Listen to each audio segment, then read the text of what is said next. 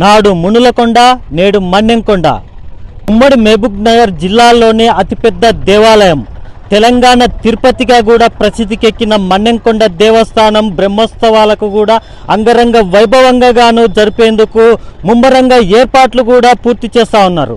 అసలు ఈ మన్నెంకొండ దేవస్థానం యొక్క విశిష్టత ఏమిటి, మునులకొండ కాస్త మన్నెంకొండగా ఎలా ప్రసిద్ధికెక్కింది, ఇలాంటి విషయాలపై సమగ్రంగా ఇక్కడ విషయాలపై తెలుసుకునే ప్రయత్నం చేద్దాం.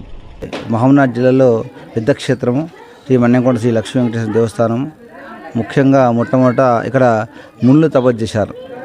అంటే మునులు అంటే ఋషులు తపస్సు చేసిన వల్ల ఆ యొక్క తపస్సుకు మెచ్చి స్వామివారు తిరుమల నుంచి పాదాచారు వచ్చినట్టు స్వామి యొక్క పాదాలు ఉన్నాయి.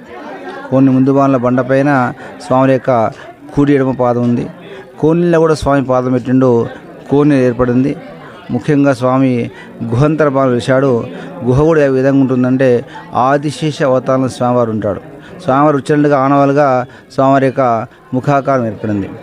ఆ విధంగా ముఖ్యంగా ఈ యొక్క వంశస్థులో ప్రస్తుతం చైర్మన్ గారు మసూర్ కుమార్ గారి వంశస్థులో వారికి తమిళనాడు శ్రీరంగం అల్లహరి గ్రామం వాళ్ళ యొక్క వంశ కేశవని స్వామి అర్చక స్వామికి స్వామివారు స్వప్నం చెప్పాడు.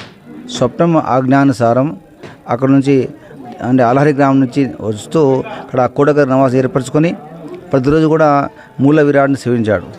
కొంతకాలం తర్వాత ఆ యొక్క అర్చక అంటే కేశవ స్వామికి ఈ స్వామివారు తీర్థయాత్ర సందర్శించే కృష్ణానదిలో స్వామివారు లభించాడు. అవి తర్వాత ప్రతిష్ఠించారు.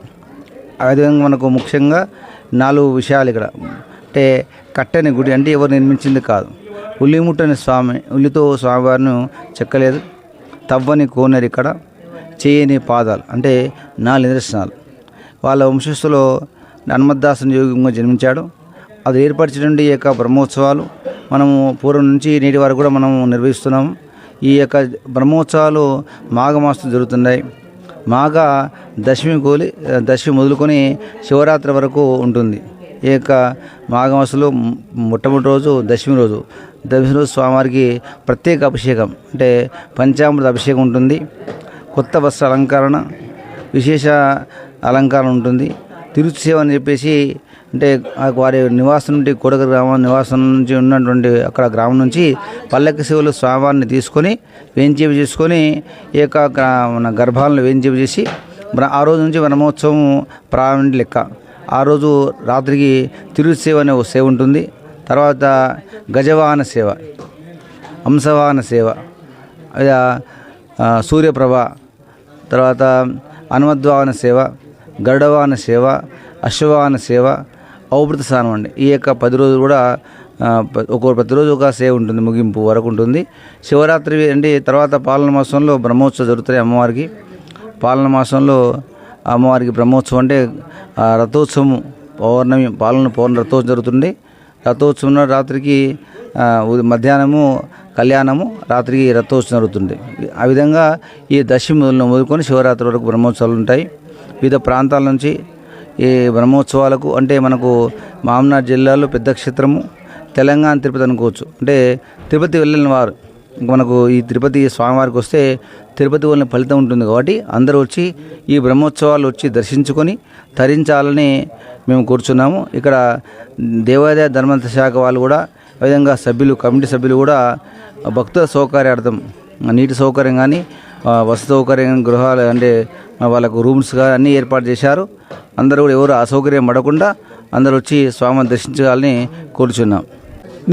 నా పేరు శ్రీనివాసులు, పాలక మండలి సభ్యులు మాజీ.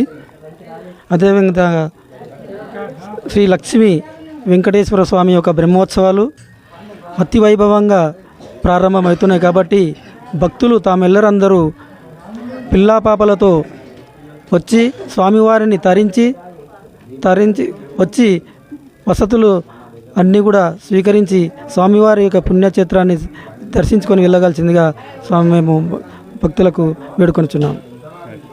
ఈ పేదల తిరుపతిగా గాంచిన మన్నెంకొండ శ్రీ లక్ష్మీ వెంకటేశ్వర స్వామి బ్రహ్మోత్సవాలు రేపటి నుంచి ప్రారంభమవుతున్నవి. మరి ఇప్పుడు శివరాత్రి వరకు జరిగే ఈ బ్రహ్మోత్సవాల్లో ఇక్కడ ప్రతి సభ్యునికి ఇబ్బంది కలగకుండా భక్తులకు అన్ని సౌకర్యాలు ఏర్పాటు చేయడానికి కొరకు ఏర్పాట్లు కూడా చురుకుగా జరుగుతున్నవి. ముఖ్యంగా ఈ యొక్క పేదల తిరుపతి ఏంటంటే ఎవరన్నా ఆకలికొని వచ్చినా ఒక 2 లడ్లు తిని నీళ్లు తాగడానికి కొరకు ఇక్కడ ప్రసాదం కూడా 10 రూపాయలకే ప్రసాదం అందించడం జరుగుతుంది దేవస్థానం నుండి. మరి నీళ్ళ సౌకర్యం అంటే ఈ స్వామి ఎప్పుడైతే కృష్ణానదిలో లభించినాడో అక్కడి నుంచి కృష్ణానది రోజు నీళ్లు పారే ఈ యొక్క మిషన్ భగీరథ కూడా ఈ గుట్టపైన ఏర్పాటు చేసి స్వామివారికి రోజు అభిషేకం కొరకు ఆ యొక్క కృష్ణానది నీళ్ళే వాడటం జరుగుతుంది. మరి ఇలాంటి ఈ యొక్క పేదల తిరుపతిని దినదినాభివృద్ధి చెందడానికి ఇప్పుడే తేరు మైదానంలో 18 రూములు ఏర్పాటు చేయడం భక్తుల కొరకు, మరి అదేవిధంగా కింద